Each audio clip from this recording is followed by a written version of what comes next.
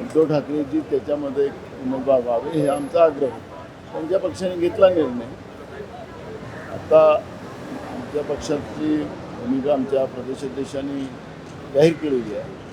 त्यामुळे आता कालही बोललो होतो की 3 वाजेपर्यंत थांबा, 30 तारखेपर्यंत थांबा आणि त्याच्यामध्ये खूप सारे पिक्चर आपल्याला पाहायला मिळणार आहे. त्यामुळे आज आता किती फॉर्म येतात त्याच्यावर या विधान परिषदेच्या निवडणुकीचं भवितव्य आहे. काँग्रेस उमेदवार देणार आहेत का या निवडणुकीमध्ये?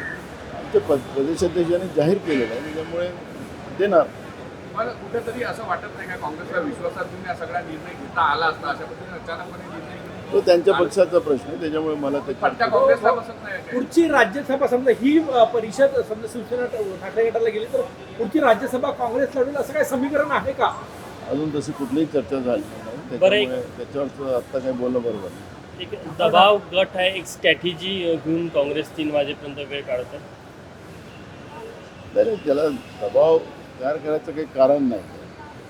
त्याच्यामुळे आम्ही कुठल्याही दबावाचं राजकारण करत नाही.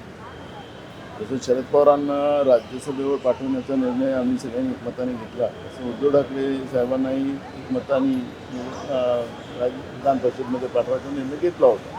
आणि त्यांच्या पक्षाने तो निर्णय घेतला तो त्यांच्यासाठी आहे. त्यामुळे आता जे काही फॉर्म भरण्याची प्रक्रिया आज लावतेच आहे, त्यामुळे जी काही प्रक्रिया आपल्याला पाहायला मिळते ती 3 वाजेपर्यंत क्लिअर होईल. पुढचा राज्यसभा खासदारची निवडणूक काँग्रेस लढवणार आहे का? कारण की पहिली शरद पवार गटाला गेली. अजून कुठली स्ट्रॅटेजी नाही. तुम्ही काँग्रेसने जर उमेदवार दिला तर निवडून येण्याची काय स्ट्रॅटेजी असणार आहे?